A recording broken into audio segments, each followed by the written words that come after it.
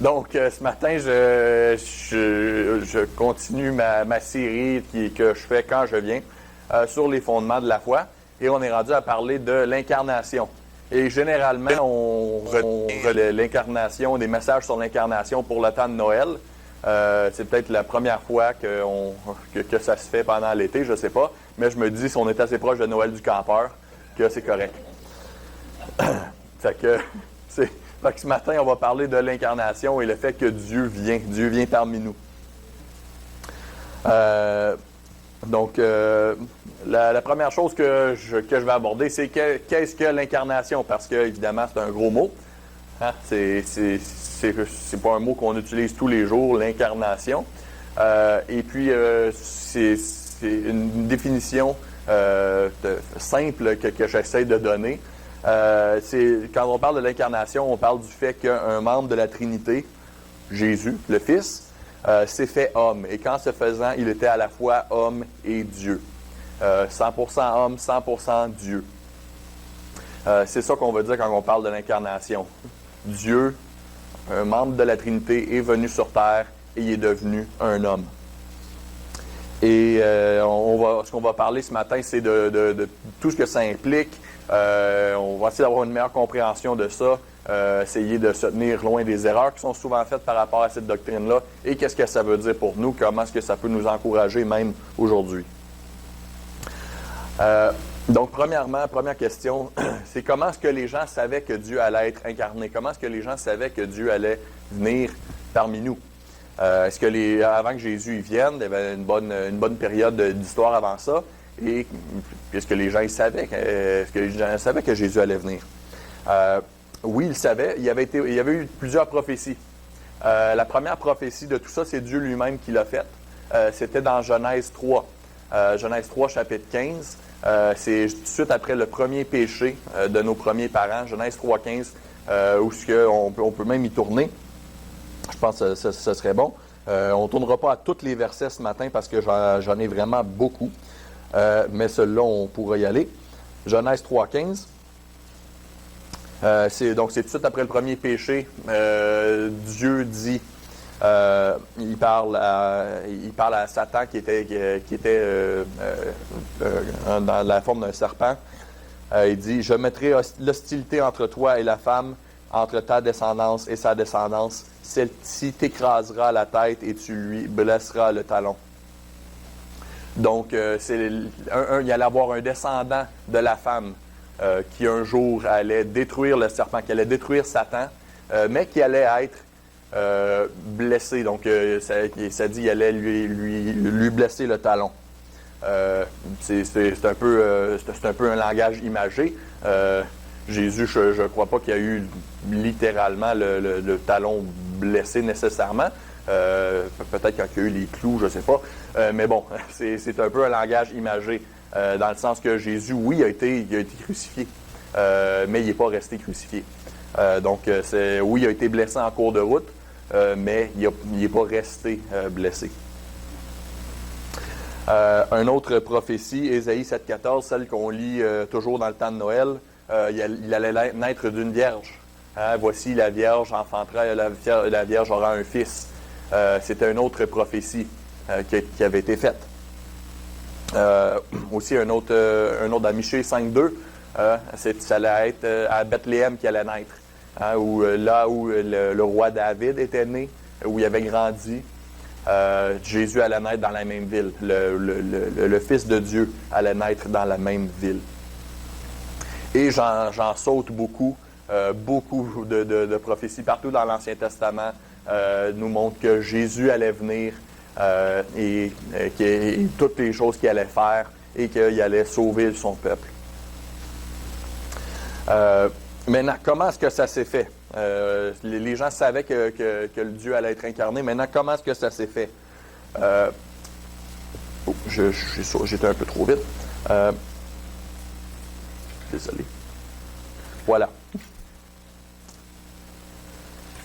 Mes pages sont imprimées en recto verso, je ne suis pas habitué. Bon. Alors, quelques fausses idées sur l'incarnation. Premièrement, c'est une fausse idée, c'est que l'incarnation est une idée empruntée à la mythologie. Souvent, des gens disent ça, hein, c'est le fait que Jésus il est homme et Dieu, hein, c'est emprunté de la mythologie. L'histoire d'Hercule, c'est la même chose. C'est Dieu qui a eu des relations avec une femme, puis ça a donné un mi-homme, mi-dieu. Jésus, c'est juste une histoire qui est empruntée de ça. Et puis, il y a d'autres mythologies que c'est un peu semblable à ça. L'histoire de Jésus, de un, elle est différente. C'est pas Dieu qui a eu des relations avec une femme. Et aussi, l'histoire du moins la prophétie sur Jésus est venue avant la mythologie grecque. Hein, c'est souvent ça que les gens disent, la mythologie, c'est avant Jésus, là. C'est quoi? C'est 200-300 ans avant Jésus-Christ. Hein, c'est toutes des histoires empruntées. Non. Les premières, le verset qu'on a cité tantôt, où que la Vierge aura un fils, ça date de 700 avant Jésus-Christ. Donc, ça vient avant. S'il y a quelque chose, c'est Satan qui a vu cette prophétie-là et qui a décidé d'en faire des espèces de copies, des fausses versions de cette histoire-là. Et aussi, une autre fausse idée, c'est que Dieu le Père a eu une relation physique avec Marie pour concevoir Jésus. C'est ce que nos amis les Mormons enseignent. Dieu s'est vraiment pris un corps et a eu une relation avec Marie pour concevoir Jésus. C'est pas ce que la Bible enseigne. C'est pas ça que la Bible enseigne. Je peux pas vous expliquer scientifiquement comment que Dieu a fait pour implanter Jésus dans Marie. Je peux pas vous le dire, je comprends pas. Mais la Bible nous enseigne simplement que c'était par un miracle, Marie était enceinte. Une autre chose, c'est que Jésus était un homme qui est devenu Dieu. Hein, c'est ce qu'on pense, c'est que Jésus, c'est un homme qui a atteint l'illumination. Jésus, c'était un homme, un grand homme qui a réussi à devenir Dieu. Non, c'est pas ça. C'est pas ce que la Bible enseigne. La Bible n'enseigne pas que les gens peuvent devenir Dieu. Ça, c'était un des premiers mensonges. C'était même le premier mensonge, c'est « vous allez être comme Dieu ». Le premier mensonge qui a été raconté à nos premiers parents par Satan, c'était « vous serez comme Dieu si vous mangez le fruit ». Puis, plus tard dans la Genèse, à la tour de Babel, qu'est-ce que les gens ont dit? On va être comme Dieu. Et c'est ça le mensonge, c'est qu'on peut être comme Dieu. Jésus, c'est pas comme ça. Et l'histoire de Dieu, c'est pas ça. C'est Dieu qui est venu à nous. C'est pas nous qui sommes devenus comme Dieu. C'est Dieu qui est venu à nous. Donc Jésus, c'est une autre fausse idée, que Jésus est un homme qui est devenu Dieu.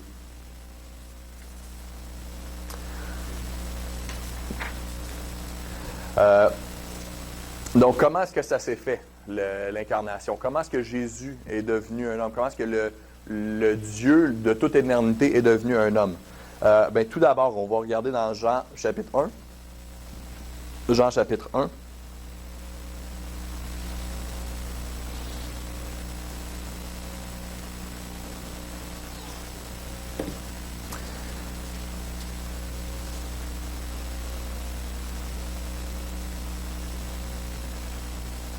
Jean chapitre 1, verset 1. Et ça dit, « Au commencement était la parole, et la parole était avec Dieu, et la parole était Dieu. » Et plus tard dans le chapitre, ça devient très clair que la parole, c'était Jésus. On va y arriver. Elle était au commencement avec Dieu. Toutes choses qui ont été faites, toutes choses ont été faites par elle, et rien de ce qui a été fait n'a été fait sans elle. En elle était la vie était la lumière des hommes. La lumière, lui, dans les ténèbres, et les ténèbres ne l'ont point reçue. Donc, la parole, on s'entend, c'est... Bon, la parole était là au commencement. La parole, c'est avec Dieu. La parole, elle est Dieu. Et la parole a fait toutes choses. Donc, un peu plus tard, si on regarde au verset... il faut juste que je le trouve... Voilà, verset 14, désolé. « Et la parole a été faite chair, et elle a habité parmi nous, pleine de grâce et de vérité. Et nous avons contemplé sa gloire, une gloire comme la gloire du Fils unique venu du Père. De qui est-ce qu'il parle quand il dit la parole a été faite chair? Jésus. Il parle de Jésus. Donc le Fils, le membre de la Trinité, existait depuis l'éternité passée. Il existait depuis le début des temps.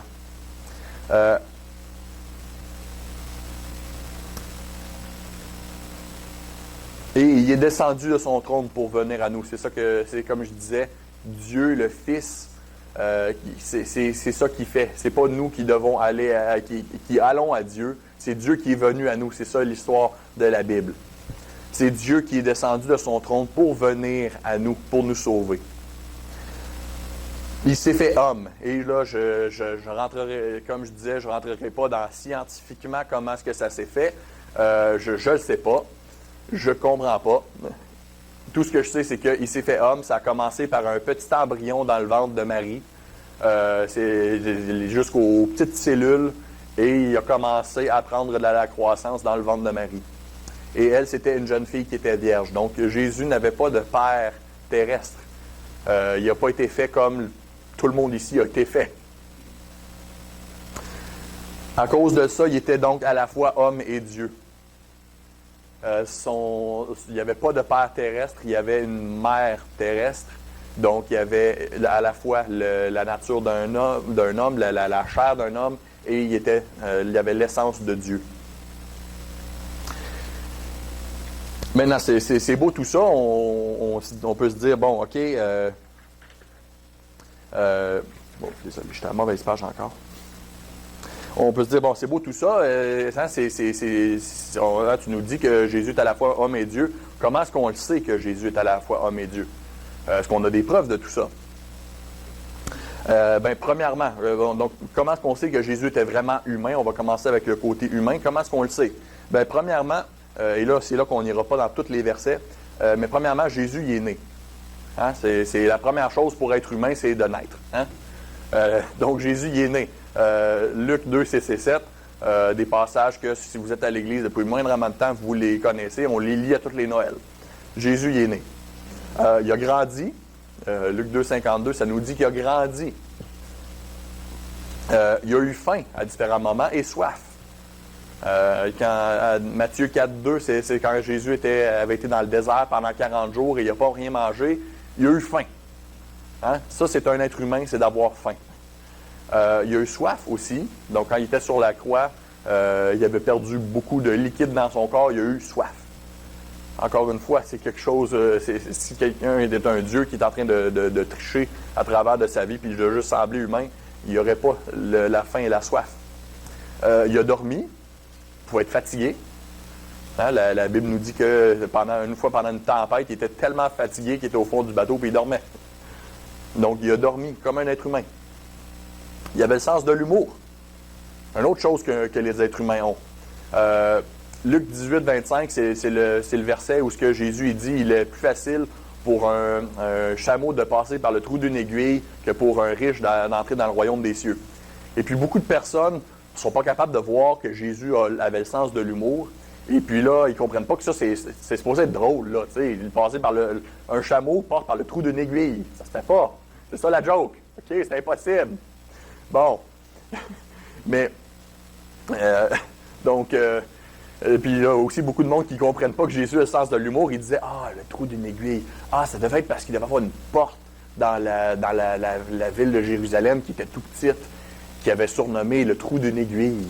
Puis là, pour qu'un chameau passe là-dedans, il fallait qu'il enlève tout, puis qu'il le mette à genoux, puis qu'il passe à genoux. Puis c'est beau tout ça, mais il n'y a aucune évidence archéologique quelconque qu'il y avait une porte dans les murs de Jérusalem qui s'appelait le trou d'une aiguille.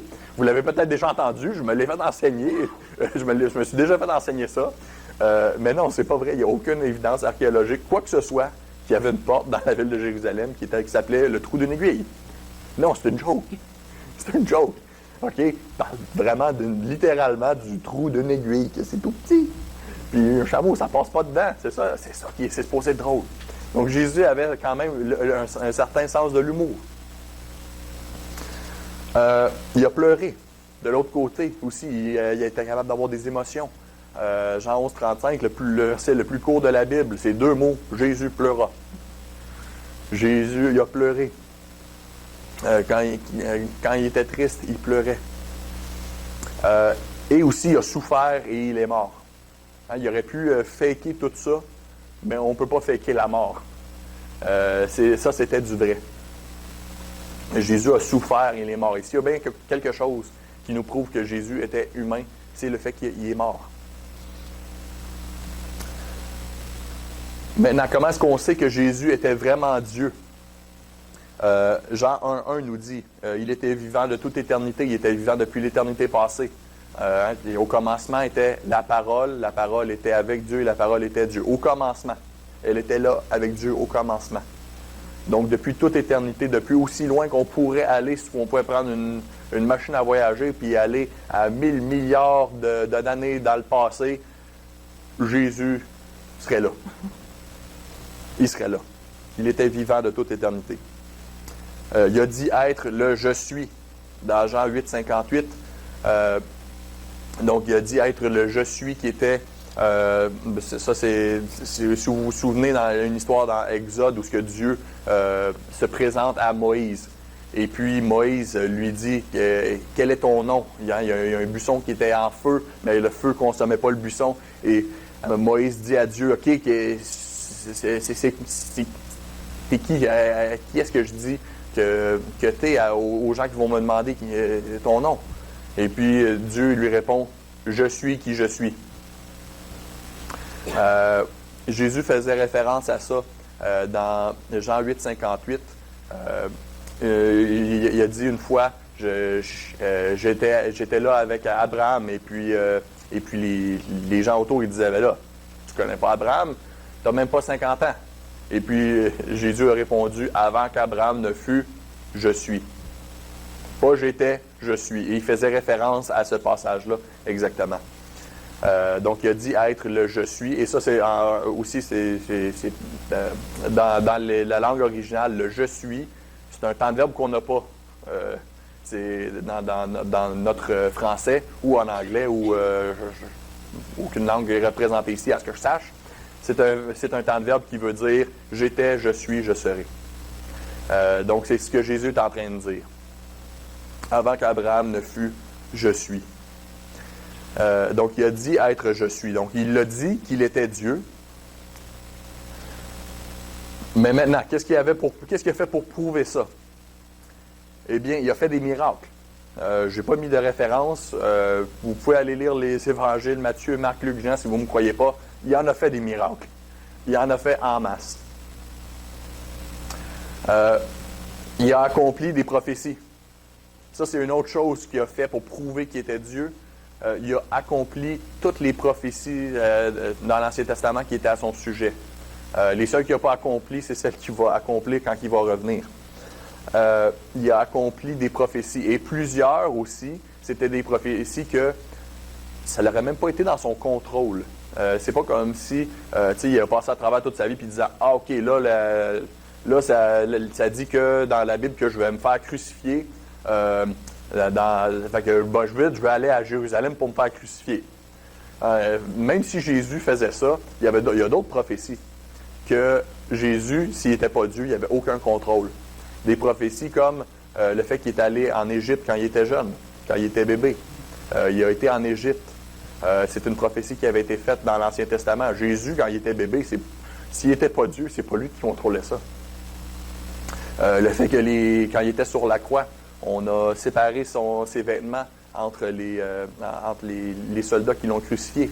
C'était une autre prophétie que Jésus a faite et que, encore une fois, s'il n'était pas Dieu, il ne pouvait pas contrôler. Donc, il a accompli des prophéties. Et aussi, une autre chose qui prouve que Jésus était vraiment Dieu, il est ressuscité. Et si sa mort prouve qu'il était un homme, sa résurrection prouve qu'il était Dieu.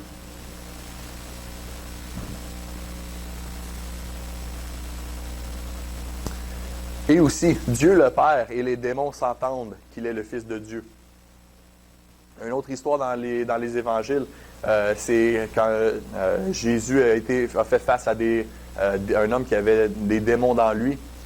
Et les démons sont venus le voir et lui ont dit qu'est-ce que tu veux avec nous, fils de Dieu? Fais-nous pas de mal. Eux autres, ils savaient. Jésus, c'était Dieu.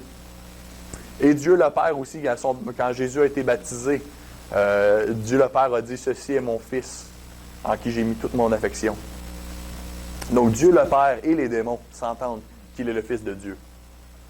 Il n'y a pas grand-chose que Dieu le Père et les démons s'entendent dessus. Hein? Mais ils s'entendent que Jésus, c'est le Fils de Dieu.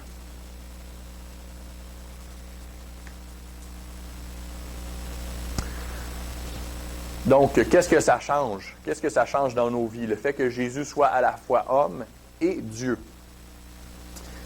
Qu'est-ce que ça change? Premièrement, Jésus, son exemple, nous montre que nous devons être missionnels avec les non-croyants. Qu'est-ce que ça veut dire missionnel? Ça veut dire qu'on est en mission. Ça veut dire qu'on sort de notre petite bulle. On sort et on va chercher les non-croyants.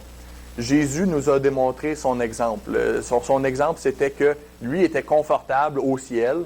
Il était bien. Il était sur un trône avec des légions d'anges qui l'adoraient à journée longue. Il était bien. OK? Il était vraiment bien. Et il est descendu de ce trône-là pour venir dans notre misère, pour venir nous sauver. Nous, en suivant son exemple, on doit aussi sortir de notre petite bulle de confort. C'est le fun le dimanche matin, j'aime bien ça, il faut qu'on continue de le faire. Quand on n'est pas ici, on sort de notre petite bulle de chrétiens et on va chercher les non-chrétiens pour qu'eux aussi soient sauvés. L'exemple de Jésus nous montre qu'on doit être missionnel. Son exemple aussi nous démontre qu'il faut être humble et obéissant. Ça nous encourage à être humble et obéissant. Ça prenait beaucoup d'humilité pour être Dieu, puis de venir naître dans un étable, même pas dans un palais ou rien de même, de vivre comme un charpentier jusqu'à l'âge de 30 ans, puis après ça, d'avoir un ministère pendant 3 ans, puis après ça, d'être crucifié puis mourir, pour que le Dieu d'éternité fasse ça. Ça prenait beaucoup d'humilité, ça prenait aussi beaucoup d'obéissance. C'est ce que son exemple nous montre. Aussi, qu'est-ce que ça change? Jésus est à la fois comme nous et pas comme nous. Il est à la fois comme nous, c'est un humain, mais il était aussi pas comme nous, Dieu. Étant humain, il comprend nos peurs, nos faiblesses et nos angoisses. Je ne sais pas pour vous, mais imaginez vous passez par une difficulté. Si je peux donner un exemple. Si votre père décédait, je ne sais pas qui c'est ici que leur père est encore vivant, mais mettons, votre père, vous êtes bien proche, puis il décède. Et puis là, vous avez 2 amis que vous pouvez appeler pour aider. Un, que son père est décédé il y a 3 ans, puis que lui aussi il était bien proche avec, puis qu'il a passé à travers. Et l'autre, que son père il est encore en vie, puis ils ne sont pas bien proches de toute façon. Lequel que vous allez appeler? Vous allez appeler celui qui vient de perdre son père. Vous allez passer par celui qui a passé par la même difficulté. J'ai passé par ça justement dans les dernières semaines. Comme plusieurs d'entre vous savez, Elodie est enceinte. Ça ne paraît pas encore. Mais bon, Elodie est enceinte. Puis on a eu quelques complications il y a une couple de semaines. Puis heureusement, tout est correct. Tout s'est stabilisé, tout va bien. Mais on a quand même eu une certaine complication. Puis pendant quelques heures, on a eu peur. On a eu peur qu'on allait perdre le bébé. Puis Elodie est allée à l'hôpital. Puis pendant qu'elle était à l'hôpital, la première personne à qui j'ai voulu écrire, c'est mon frère, que sa femme a perdu plusieurs bébés. C'est la première personne à qui je voulais écrire. Pourquoi? Parce que je savais qu'il avait passé par ça. Je savais qu'il savait comment je me sentais. Puis justement, quand je lui ai dit « Hey, je me sens vraiment impuissant en ce moment, je ne sais pas... il n'y a pas grand-chose qu'on peut faire avec ça. » Il a dit « Je te comprends. » Et ça fait du bien quand on sait que quelqu'un nous dit « Hey, je te comprends. » Puis on le sait que cette personne a passé par la même chose. Et Jésus, c'est comme ça. Jésus n'est pas sur son trône au ciel tout bien, puis « Ouais, je te comprends. » Non. Jésus, quand il nous dit « Je te comprends », il a passé par les mêmes difficultés. Il était humain. On peut tourner dans Hébreux 4, 15 et 16.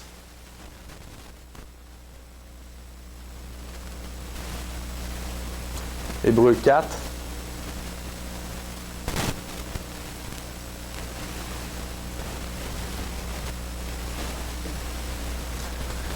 Hébreux 4, verset 15. « Car nous n'avons pas un souverain sacrificateur qui ne puisse compatir à nos faiblesses. Au contraire, il a été tenté comme nous en toutes choses, sans commettre de péché. »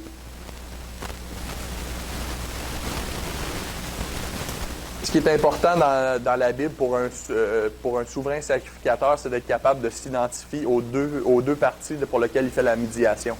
Un souverain sacrificateur, c'est supposé être quelqu'un qui est un médiateur qui vient entre les deux parties et être capable de s'identifier aux deux. Jésus, c'est la seule personne qui peut le faire. Il peut s'identifier au côté humain et au côté de Dieu. C'est notre souverain sacrificateur qui est capable de s'identifier aux gens qu'il représente.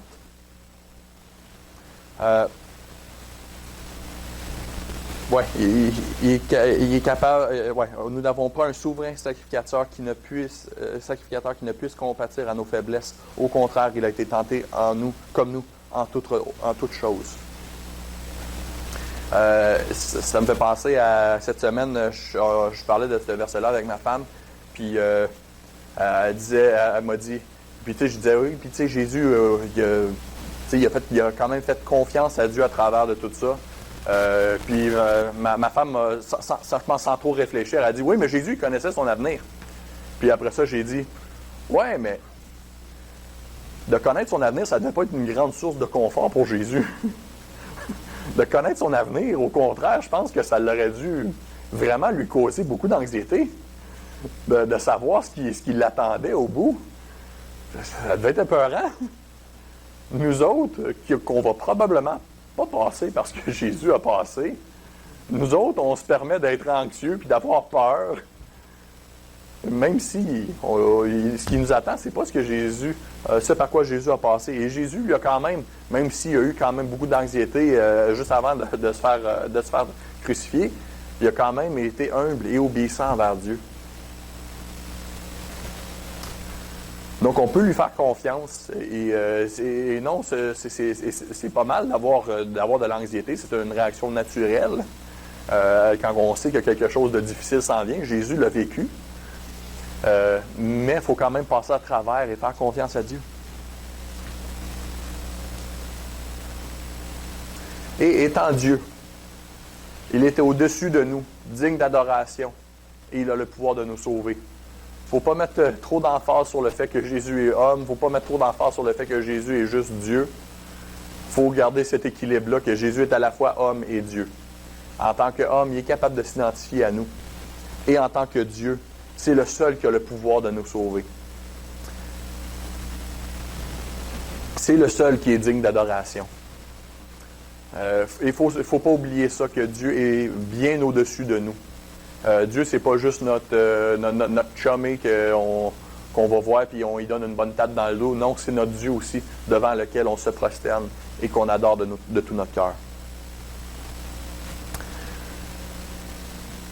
Donc, adorons-le ce matin. Et si Dieu ne vous a pas sauvé, si Dieu ne vous a pas pardonné vos péchés encore, il est encore temps de le faire. Il est encore temps aussi de donner vos vies à Dieu pour qu'il vous pardonne. De donner vos vies à cet homme Dieu parfait. Et on va l'adorer ce matin avec le temps qui va nous rester dans la prochaine partie. On va prier.